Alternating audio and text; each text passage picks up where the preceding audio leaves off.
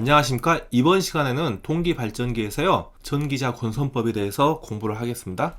전기자 권선법이라는 것은 전기자 코일을 감는 방법 보고 전기자 권선법이라고 하고요, 단절권과 분포권이 주로 사용이 되는데요. 먼저 단절권을 사용하는 이유는요, 단절권에 반대되는 말이 전절권이라는 게 있습니다. 이렇게 전기자 슬롯이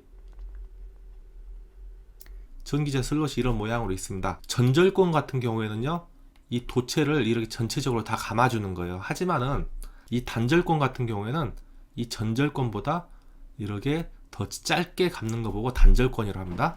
물론 이 전절권에 비해서 이 단절권 같이 짧게 감아주면요, 단점이 있습니다. 이 단점은 유기 기전력의 감소가 발생이 돼요. 기전력이는 V, B, L, 사인 세타에서 이 L 값이 줄어들기 때문에 유기 기전력의 감소가 발생을 하는데요. 하지만은 고조파를 제거하기 위해서 이 감는 방법이 단절권입니다. 그래서 이 단절권으로 전기자 코일을 감아주면요, 이 고조파를 제거해서요 기전력의 파형을 개선하게 됩니다.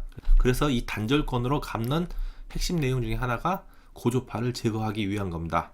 자, 그 다음에 이 분포권이라는 게 있습니다. 분포권이라는 것은 자, 밑에 있는 그림과 같이 슬롯을 이렇게 크게 파가지고 여기다 코일을 많이 감아요. 그러면 얘가 집중이 되잖아요. 이 집중권이라고 하는데요, 이렇게 감지 않고 이 슬롯을 이렇게 더 작게 파고요, 자, 이곳 코일들을 옆으로 분산을 시키는 거 보고 분포권이라고 그래요. 분포권.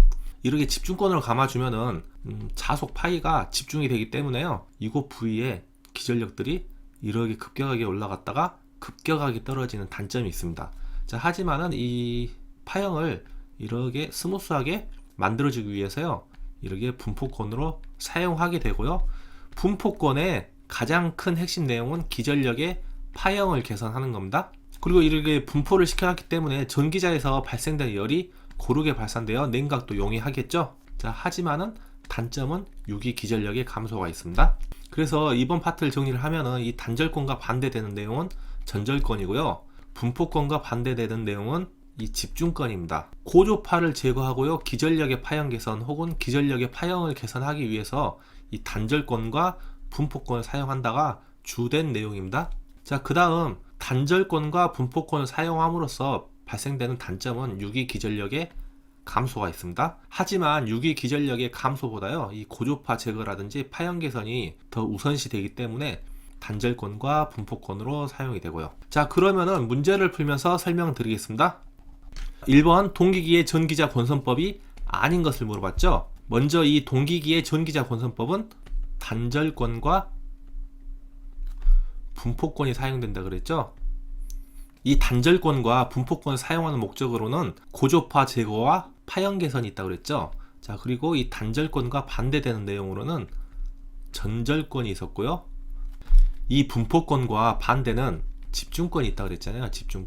집중권이라든지 전절권은 고조파라든지 파형 문제 때문에 사용하지 않습니다. 그래서 답은 1번이 됩니다. 이 중권 같은 경우에도 전기자 회로의 개수가 여러 개이기 때문에요, 병렬 방식인 중권을 채택을 하고요. 자, 2층권이라는 것은 슬롯 하나를 팠는데 자, 코일 하나만 감으면 안 되겠죠. 그래서 코일을 이렇게 2층 이상으로 감는 거 보고 2층권이라 합니다.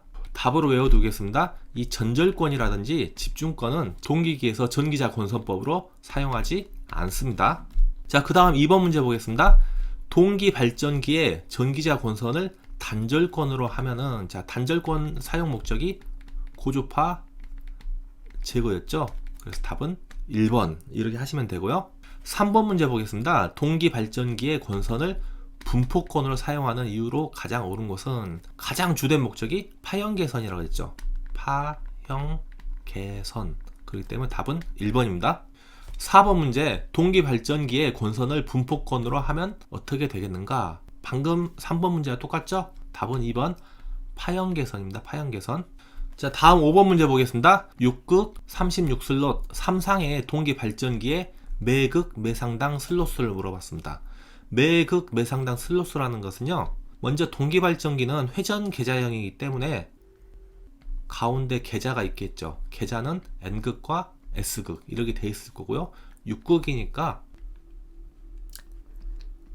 이런 모양으로 자 극수가 총 6개가 되겠죠. 그 다음에 이 계좌 주변에는요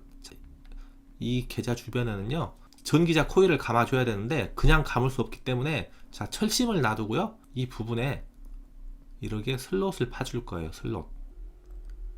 자 이런 모양으로 자 슬롯들을 파주고요, 이곳에가 이 전기자 코일들을 이런 식으로 감아줄 겁니다. 자 그러면은 극이 6개인데 자 문제에서 36 슬롯이니까요, 이런 슬롯의 개수가 이 기계 같은 경우에는 36개란 이야기죠. 그러면은 매 극당 슬롯은 얘 하나가 관할하고 있는 게 6분의 36이 되겠죠. 그래서 매 극당